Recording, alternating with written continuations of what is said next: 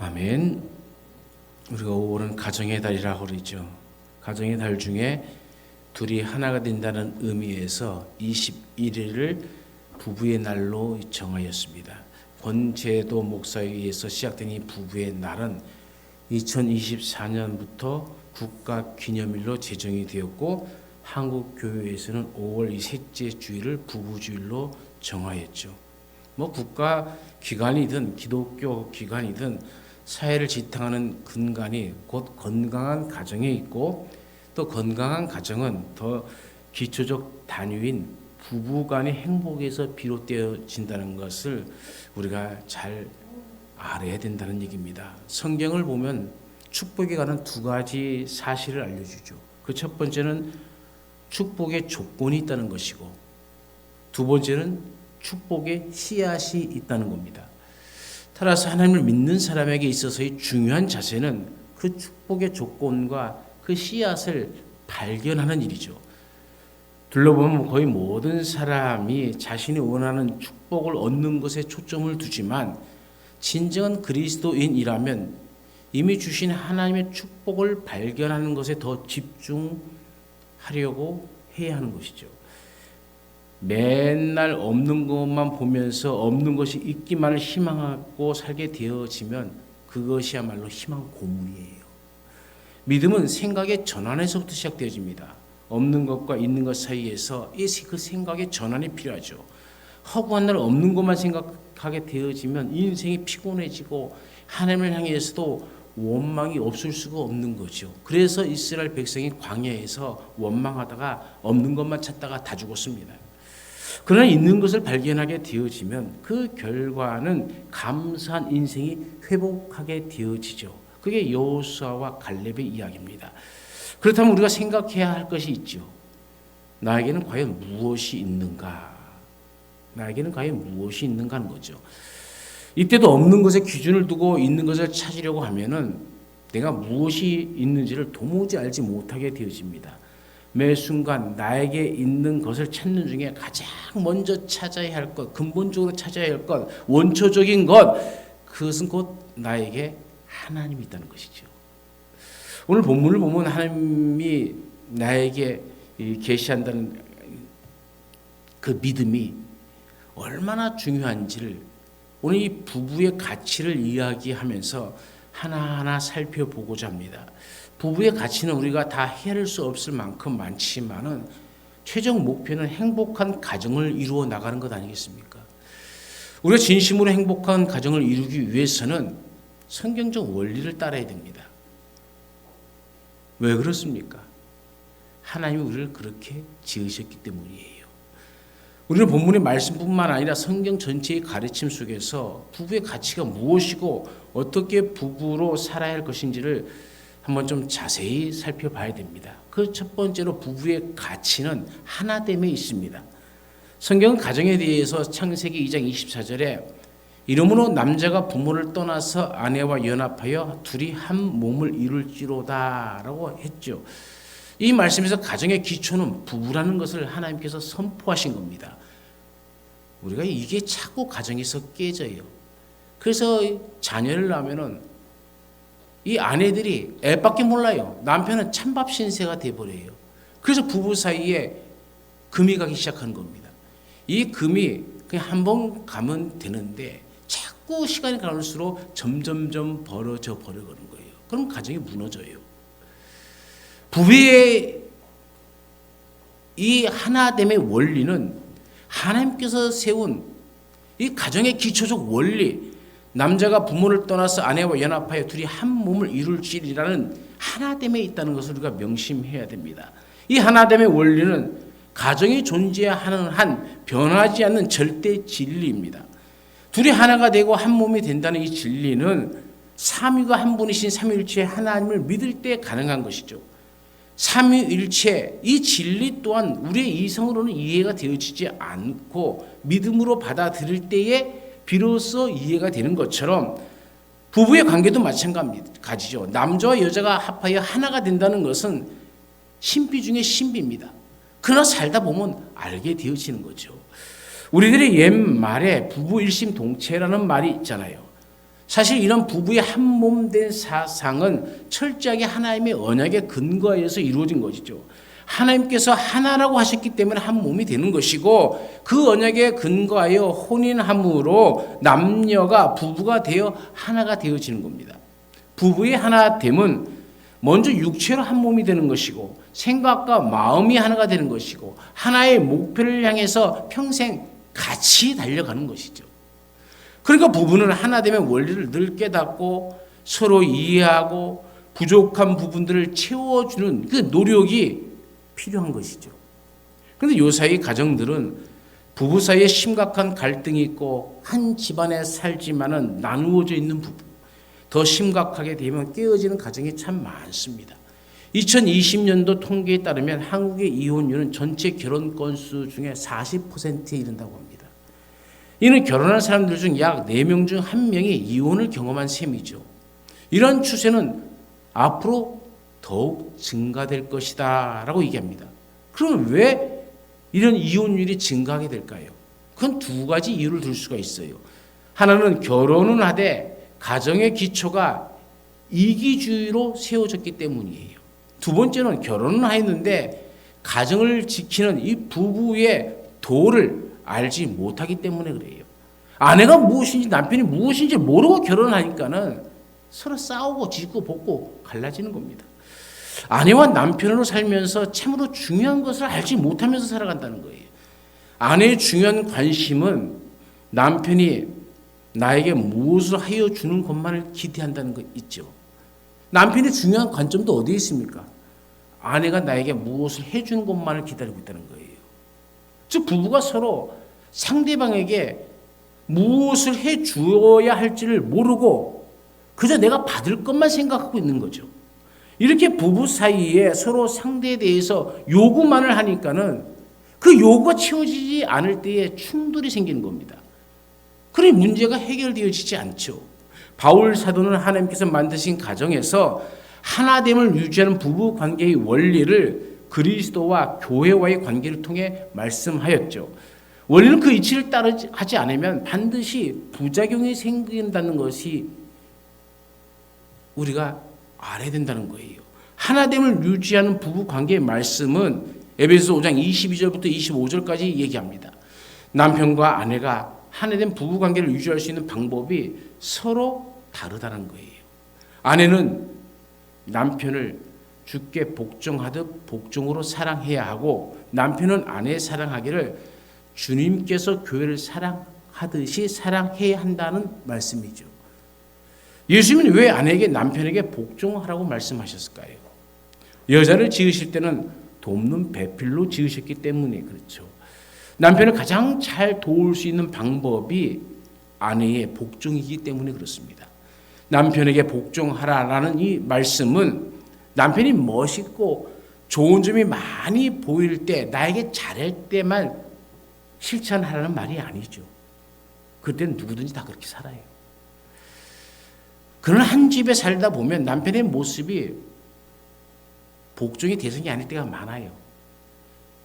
그렇지 않습니까?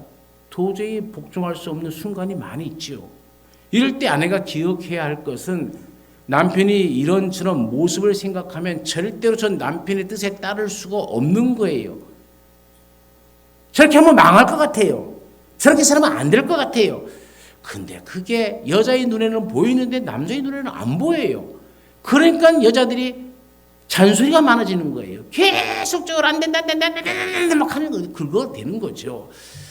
여러분, 그런데 아내가 남편에게 복종하는 것은 남편에게 복종하는 것이 아니라, 아내들이여 자기 남편에게 복종하기를 주께 하듯 하라라고 하신 주님의 말씀에 복종하는 겁니다. 도저히 남편에게 복종할 수 없을 때 아내들이여 자기 남편에게 복종하기를 주께 하듯 하라. 이 주님의 말씀을 기억하고 그 말씀에 순종할 때에 남편에게 복종할 수가 있는 거죠. 미운 남편의 모습을 주님의 말씀으로 덮어야 주님의 말씀을 실천할 수 있게 되어지는 겁니다. 나를 사랑하셔서 나를 살리기 위해서 십자가에서 피를 철철 흘리고 계셨던 주님을 기억할 때에 주님의 말씀에 순종할 수밖에 없지 않겠습니까? 나 하나를 살리기 위해서 온몸을 희생하신 주님이 내 앞에 서 계시는데 그 주님의 말씀을 어떻게 외면할 수 있겠습니까? 남편을 섬기고 사랑으로 복종하기 위해서는 반드시 예수님으로부터 사랑이 공급되어야 한다는 이 사실을 절대로 잊지 말아야 됩니다. 성경 말씀이 남편에게 복종하라고 요구하고 있기 때문에 무모하게 또 복종하려고 남편에게 접근하면 또 실패할 수밖에 없어요. 먼저 나 자신이 예수님과의 관계 속에서 사랑할 수 있는 힘을 공급받아야 돼요. 남편을 향한 아내의 순종이라는 것은 단순하게 저 남편을 향한 순종이라고 생각하면 항상 한계가 오게 되어 있어요. 우리나라의 모든 교회에 새벽 기도하는 시간, 예배드리는 시간은 남자보다 여자가 많아요. 왜 많을까요? 왜 많겠습니까?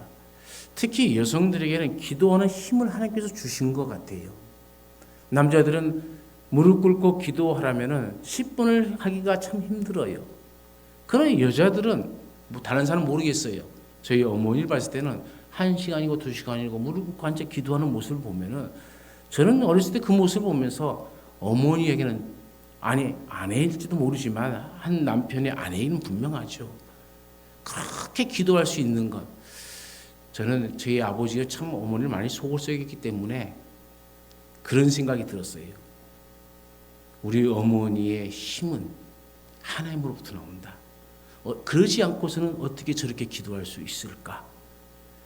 그 기도가 살아 움직여서 저희 아버님을 구원하였고 저희 집안의 모든 식구들을 구원했어요. 이런 왜 기도해야 됩니까? 내가 도저히 이해하지 못하는 이 남편의 행동, 그걸 복종할 수 없단 말이에요. 따를 수가 없단 말이에요. 그래서 하나님 앞에 나와 하소연합니다. 하나님, 이렇게 하는데 어떻게 하면 좋겠습니까? 그러면서 기도하면서 주님의 십자가를 바라보고 그 안에서 또 나를 죽이고 또 나를 죽이고 또 나를 죽이면서 살아갔던 거죠. 어거스틴의 어머니 모니카는 평생토록 믿지 않던 남편 파트리시우스에게 미덕을 보여서 마침내 남편을 주님에게로 인도하였습니다. 어거스틴은 그의 참회록에서 어머니는 자기 남편을 주인으로 섬겼습니다 라고 고백을 해요. 어머니는 아버지를 하나님에게로 인도하기 위해서 할 수 있는 모든 일을 다 하셨습니다. 나의 어머니는 주께서 그녀에게 주신 아름다운 행실로서 남편에게 주님에 대하여 말해 주었고 마침내 아버지가 인생의 여정을 마치고 임종에 직면했을 때에 어머니는 자기 남편을 주님께로 인도하였습니다. 나의 어머니는 남편에게 삶으로 행동으로 하나님을 나타내 보이셨습니다. 나의 어머니는 행동으로 남편인 아버지에게 설교를 하였습니다. 오늘 본문은 아브라함의 아내 사라를 본으로 제시하고 있지 않습니까? 사라는 창세기 18장 12절에서 남편을 내 주인이라고 하였고 오늘 말씀에도 사라가 아브라함을 주라 칭하였다라는 얘기를 합니다. 여러분들은 남편을 어떻게 부릅니까? 요즘 젊은 사람들 보면 참 남편을 부를 때 야! 하고 불러요. 저는 그런 가정을 볼 때마다 가슴이 굉장히 아파요. 왜냐하면 얼마 가지 못하겠구나. 또한 가정이 깨지겠구나라는 그 얘기를 그 한마디 속에서 듣는 것 같아요. 남편은 아내에게 네가 어쩌고 저쩌고 하는 거 보면은 참 가슴이 아파요. 서로 존중함이 없어요. 이해함도 없어요. 배려함도 없어요. 여러분 사라는 아브라함이 모든 것을 잘했기 때문에 주라 불렀겠습니까? 여러분 입장을 바꿔놓고 생각해 봅시다. 100살 때 낳은 아들을 모리아 산으로 끌고 가는 그 남편을 봤을 때 사라는 무슨 생각을 했을까요? 여러분 내가 이 아들을 하나님 앞에 번제물로 드리겠다. 여러분이 그 입장이라면 따를 수 있겠습니까? 순종할 수 있겠습니까? 우리는 간혹 그런 생각을 해요. 그래서 여자들이 반대할까 봐 남편 아브라함이 일찍 아내가 깨기 전에 쑥 올라갔다. 산으로 되게 얼른 들어갔다. 천만의 말씀이에요. 그건 성경의 원리가 아닙니다. 성경의 원리는 하나됨에 있어요. 하나됨의 원리를 가르쳐 주시는 하나님께서 야 여자는 그러니까는 네 아내 살에게는 거짓말하고 속이고 악말 다시 말하라. 몰래 데리고 와라. 그렇게 말씀하셨을까요? 그건 우리가 성경을 하나됨의 원리 속에서 본다면 완전히 이해를 잘못하는 거죠. 이러면 사라도 알았다는 얘기예요. 성경의 말씀에 보면 새벽에 도끼로 나무를 자릅니다. 아니 도끼라면 지금 같은 도끼라면 좋겠죠. 그때는 철기 시대가 아닙니다. 청동기 시대. 그것도 이 신석기 시대에서 청동기 시대로 넘어가는 그 시점이에요. 그러면 나무를 쪼개했다는 건 뭘로 쪼갰겠습니까? 기껏 해봤자 청동기고 아니면 돌로 쪼개야 돼요. 그러면은 새벽에 나무를 패는데 그것도 이런 집도 아니고 천막에서 태어난 사람이 모르고 살아갈 수 있냐는 거예요. 그렇지 않습니까? 쿵쿵 소리 바깥에서 조금만 개 짖는 소리만 들어도 다 일어나는데 그리고 또 사막 광야라는 것이 새벽에 일하지 않으면 일할 수 있는 시간이 없어요. 떼약볕에서 일을 못해요. 그렇다면은 아내가 몰랐겠냐는 거예요. 다 알죠. 알매도 그 남편의 뜻에 순종하고 남편을 주라 칭합니다. 이것이 사라의 믿음이에요. 그에게 사라에게 주어졌던 이름이 뭡니까? 열국의 어미라는 칭호가 생기는 겁니다. 아무에게나 생기는 칭호가 아니지 않습니까? 저는 이 열국의 어미라는 칭호가 여러분 가정에서 아내들에게 붙여지는 이름이 되어지기를 간절히 축원합니다. 남편이 아내를 사랑하는 것도 마찬가지입니다. 아내의 모습이 언제나 사랑의 대상이 아닐 수 있죠. 나를 사랑하기 위해 목숨까지 내놓으신 주님께서 남편들아 아내를 사랑하라 말씀하셨기 때문에 그 말씀에 의지해서 사랑하는 거예요. 남편들이 주님의 이 말씀을 기억할 때에 아내의 모습을 뛰어넘고 그의 허물을 뛰어넘고 사랑할 수 있는 것이죠. 주님이 공급하시는 사랑은 최고의 사랑이고 때묻지 않는 사랑이고 조건 없는 사랑이지 않습니까? 말라기 2장 15절에는 하나님은 남편들을 향해서 이렇게 말합니다. 내 심령을 삼가 지켜 어려서 맞이한 아내에게 거짓을 행하지 말지니라. 이 말씀이 뭡니까? 네가 어려서 뭐 잘 몰라서 철이 없을 때 아내를 맞이했다 할지라도 그 첫 믿음을 깨는 그 행위를 해서는 안 된다. 아주 쉽게 얘기하면 바람피지 말아라 그거예요. 네 아내를 두고 다른 여자에게 눈길을 돌리지 말라는 거예요. 네 아내를 사랑하라는 얘기입니다. 그 의리를 지키라는 얘기예요. 아내와 결혼할 때 하나님께서 증인이 되어주시지 않았습니까? 두 사람이 살면서 부족한 면이 많이 드러나는 부부일지는 모르겠지만 하나님은 그걸 다 알고 계세요. 그러므로 부부가 하나 되는 연합의 원리로 복종과 사랑을 가르쳐 주시는 겁니다. 연약한 사람을 사랑해 주신 주님의 사랑을 모델로 삼으라고 주님께서 몸서 십자가에 달려 죽으신 겁니다. 아내의 마음속에 남편이 진심으로 나를 사랑한다는 확신이 생긴다면 평생 동안 사랑하면서 살아가는 하나 된 부부관계를 잘 유지할 수 있겠죠. 또 남편이 힘들어할 때 주님의 말씀을 기억하고 묵상하고 기도함으로써 저를 보듬어 줄 수도 있고요.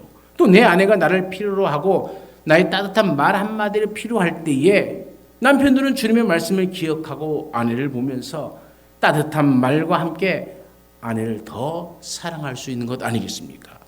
무한한 사랑을 가지고 계시는 주님이 오늘도 우리에게 그 사랑을 공급해 주십니다.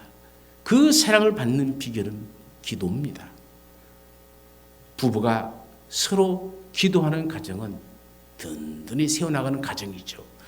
우리가 부부로 한평생을 살면서 이렇게 기도함으로 하나님이 주시는 사랑을 공급받고 그 희생을 모델로 삼아서 부부가 더욱더 든든한 삼겹줄로 단단히 묶여지는 그런 가정들이 되어주시기를 간절히 축원합니다. 두 번째로 부부의 가치는 사랑과 복종입니다. 오늘 우리가 5절, 6절 말씀에도 나왔고 에베소서에도 나온 말씀입니다. 에베소서에서는 아내들에게 복종하라라는 말을 썼습니다. 헬라어는 휘포타세타이라는 말을 썼어요. 복종이라는 뜻입니다. 그러나 오늘 베드로전서에는 순종이라는 말을 썼어요. 헬라어도 다릅니다. 휘파코우어라는 말입니다. 서로 다른 단어를 사용하고 있죠. 복종, 순종. 그러면 복종이든 순종이든 이것은 분명히 구별될 수 있는 의미는 사실 아니에요. 복종과 순종은 다 같이 권위에 따른다는 의미를 갖고 있지만 복종은 자신의 의사는 관계없이 명령이기 때문에 억지로 따르는 그런 면이 많고요. 순종은 자의적으로 자원해서 순순히 따른다는 점에서는 구별되어지죠. 그러나 베드로 사도나 바울 사도의 말을 종합해 보면 아내는 남편에게 자발적으로 순종해야 하고 순종하기 어려우면은 강제적으로라도 억지로라도 복종해야 한다는 의미입니다. 복종과 순종은 위계 질서를 위해서 필요한 태도입니다. 그리스도께서 교회의 머리됨과 같이 남편은 아내의 머리이기에 이 질서가 가정을 행복하게 하는 원리입니다. 교회가 평안하고 든든히 서가기 위해서 성도들 주님의 말씀에 순종함으로 가능한 것 같이 한 가정의 성전에서도 남편이 권위를 가지고 있어야 평안하고 행복한 겁니다. 아버지의 권위가 실추된 가정들, 그러니 이혼이 많고 깨어지는 가정이 많고 자녀의 문제가 많아지는 것이죠.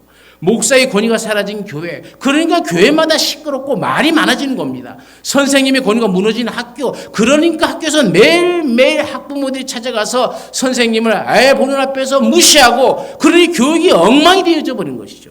대통령의 권위가 무너져버린 나라, 과연 평안하겠습니까? 절대 그럴 수 없죠. 물론 우리는 잘못된 권위, 다른 사람의 행복을 해치는 부당한 권위에 대해서는 거부할 줄 알아야 됩니다. 잘못된 권위는 인간의 이기심에서부터 나오는 권위입니다. 그러나 올바른 권위는 지키고 존중해 주어야 됩니다.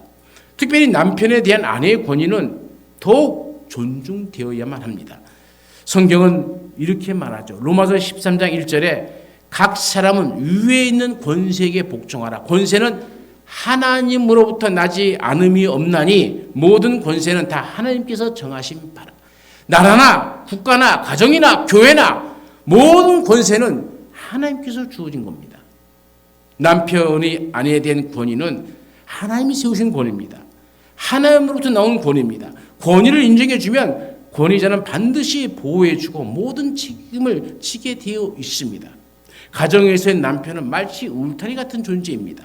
울타리가 튼튼해야 그 안에서 뛰어노는 양들이 안심하고 뛰어놀 수 있는 것 아니겠습니까? 그러니까 가정에서의 남편의 권위가 존중되어야 되죠.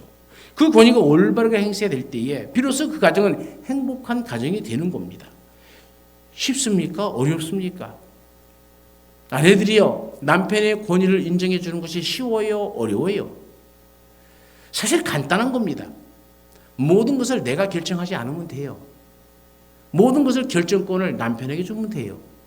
그럼 그 책임도 남편이 질 것 아니에요. 이 어리석은 여자들은 자기가 모든 것을 결정하고 남편에게 지시한다. 그러면 책임도 자기가 져야죠. 그런데 꼭 문제가 생기면 남편에게 떠넘겨버려요. 자기가 모든 걸 다 권위를 행사하고 문제가 생기면 남편의 책임. 그러지 말라는 얘기예요. 남편에게 결정권을 주십시오. 최종 결정은 아빠가 해야 된다는 걸 자녀에게 가르쳐줘야 아빠의 권위가 쓰는 겁니다. 아빠의 권위가 서야 아이들이 아빠의 말에 순종하는 거예요. 남편이 아내를 무시하면서 너 왜 아빠 말 안 듣니? 그러면 애는 속으로 뭐라고 그러는지 아세요? 아빠가 아빠 같아야지 뭐. 맨날 엄마한테 잔소리만 듣고 아이고 내가 봐도 아빠는 한심해. 이렇게 생각하는데 자녀가 아빠 말 듣겠어요?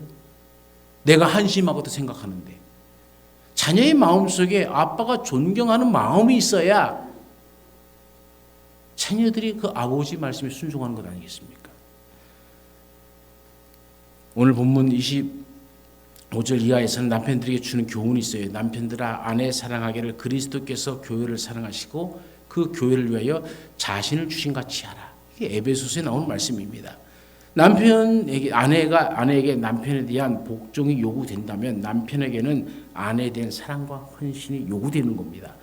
행복한 부부 생활을 영위하기 위해서는 자신보다도 상대방을 먼저 생각하고 배려하는 희생적인 사랑이 필요하죠. 특별히 이런 사랑과 희생은 아내보다 남편에게 더 강하게 요구되어지는 겁니다. 오늘 7절 말씀에도 남편들에게 명령하고 있지 않습니까?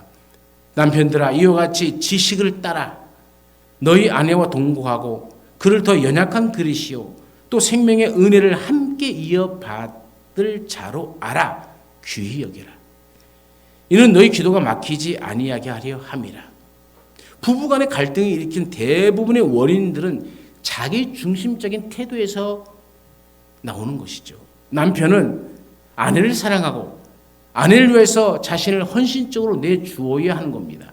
이런 헌신적인 사랑은 부부 생활 중에 서로에게 가장 작고 실제적인 영역에서부터 실천되어야 되는 것이죠. 부부는 하나님께서 짝져주신 한 몸입니다. 그러면 부부는 서로의 단점까지도 받아들여야 하는 거죠. 그리고 그것을 사랑으로 덮어줄 수 있어야 됩니다. 아내의 허물을 남편의 허물이 드러났을 때에 그것을 사랑으로 희생으로 덮어주면 얼마나 부부가 살아가면서 행복하게 살 수 있겠습니까? 그런데 우리는 어떻습니까? 뭐 하나 잡으면 그거 하나 갖고 맨날 며칠 볶아 먹잖아요. 그 태도를 버려야 된다는 거예요. 아주 작은 겁니다. 이것을 버려야 행복한 부부가 될 수 있는 거죠. 부부는 하나님께서 짝지으신 한 몸입니다. 여러분 믿습니까? 그러니까 부부는 서로의 단점까지도 받아들여야 되는 거죠. 이 남편이, 이 아내가 이것이 부족하다는 것은 하나님께서 나에게 주신 사명이구나. 그래서 내가 더 많이 덮어주고 더 많이 이해해 줌으로써 아름다운 가정, 하나된 가정이 되어질 때에 그 가정의 자녀들은 저절로 행복한 자녀가 될 줄로 믿습니다. 이 행복한 가정, 이 행복한 부부 생활을 주님 오시는 그날까지 잘 유지하시면서 살아가시기를 간절히 축원합니다. 세 번째, 부부의 가치는 자녀 출생과 양육입니다. 하나님께서는 아담과 하와를 통해 부부가 되어 한 가정을 이루게 하신 것은 하나님의 영광을 위함인데 그 영광은 바로 자녀를 출산하고 그들을 하나님의 교훈과 훈계로 양육하고 번성하는 것을 통해서 드러나게 되어지는 것이죠. 부부의 존재 목적과 사랑의 행복의 열매가 바로 생명을 출생시키는 것임을 잊어서는 안 돼요. 이게 자꾸 우리가 이걸 망각해버리고 살아갑니다. 혼인과 부부 사랑은 그 본질상 자녀의 출산과 교육을 지향합니다. 자녀들은 부부로 사는 가정에 가장 뛰어난 하나님의 선물이고 부모의 행복에 크게 이바지하지 않습니까?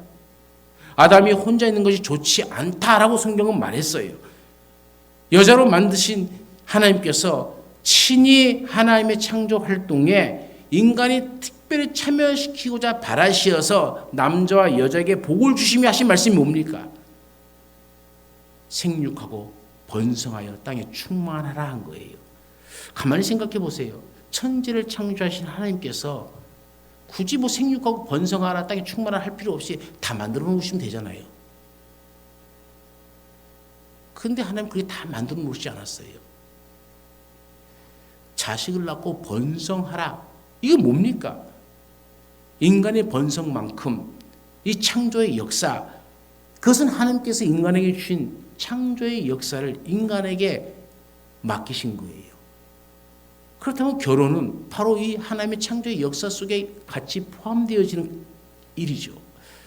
진정한 부부 사랑의 실천은 혼인의 여러 목적들 뒤에 제쳐두지 않고 부부가 그 여러 목적들을 통해서 하나님의 가족을 날로 자라게 하고 풍요롭게 하시는 창조주와 구세주의 사랑에 굳센 믿음으로 마음으로 협력하는 자세를 갖추도록 하는 것. 다시 말하면 하나님은 인간을 하나님의 창조의 역사에 동참시켰다는 거예요.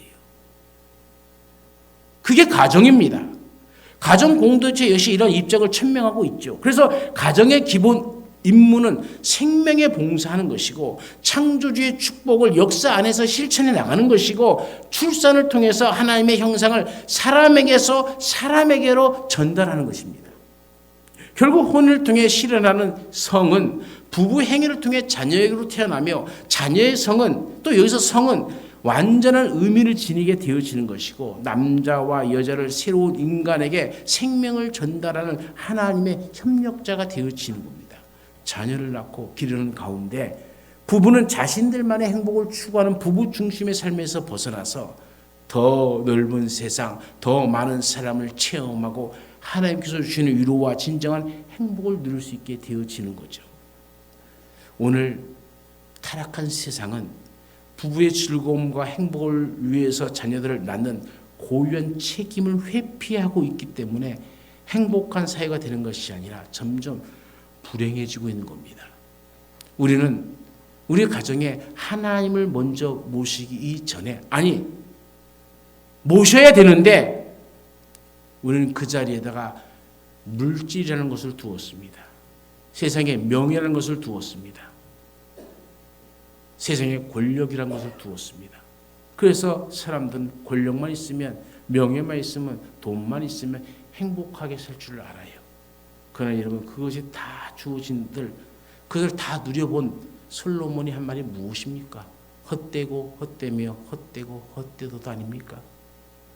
그런데도 우리는 여전히 하나님의 뜻을 따르지 아니하고 솔로몬의 그 충고도 듣지 아니하고 점점 우리의 삶을 불행으로 이끌고 가고 있는 것, 그것이 바로 우리의 몸속에 배어버린 이기주의입니다. 나 하나만 편하면 돼. 내가 왜 너를 위해서 희생해야 되는데. 그래서 자녀를 낳고도 양육하지 않고 자녀를 하나님의 말씀 가운데 기르는 것보다 키우는 것보다도 하나님의 창조 역사는 힘들어. 그러니 나는 내 멋대로 살 거야 하는 마귀의 속삭임에 빠져버린 사회가 오늘날 이 사회입니다. 부부는 가정을 행복하게 하는 주인공들입니다. 서로 사랑하고 순종하는 가운데 아름다운 가족 공동체를 형성해가는 기초석들이 되어야 되지 않겠습니까? 부부는 이 세상에서 끝까지 함께 가야 할 동반자이고 동역자입니다. 서로에게 가장 필요로 하는 것이 사랑이고 순종입니다. 이것이 조화를 이루고 가는 것이 부부입니다. 이와 같이 할 때에 진정한 행복이 있고 끝까지 주님 오실 때까지 승리하는 인생을 살아갈 수 있는 겁니다. 주 예수 그리스도를 믿는 가정마다 하나님의 선한 뜻이 온전히 이루어져서 행복한 부부, 행복한 가정, 행복한 인생들이 되어지시기를 간절히 축원합니다. 언제나 우리 가운데 함께 하신 하나님, 주님의 사랑과 그 은혜 속에 살면서 우리는 하나님의 뜻을 헤아려 알려고 하기보다는 내 이기주의 욕심에 빠져서 나 편하면 되지. 왜 내가 자녀들을 희생해야 되고 남편을 위해서 아내를 위해서 희생해야만 하는가? 라는 잘못된 생각에 빠져서 점점 사회는 악해져 가고 점점 이 사회는 서로가 서로를 불신하는 사회가 되어져 버리고 말았습니다. 믿는 그리스도인들 우리라도 주님의 말씀을 늘 마음판에 새기고 아내들에게 남편들에게 주신 그 말씀을 기억하며 순종과 복종으로 또 주께서 교회를 사랑하여 자기 몸을 내어주듯이 사랑하는 아름다운 부부 관계가 이루어져서 저들의 가정이 행복하고 저들의 발걸이 닿는 곳마다 그리스도의 행복이 가득가득 흘러 넘치는 우리의 인생이 되게 하옵소서. 언제나 함께 하시는 예수님의 이름으로 기도드리옵나이다. 아멘.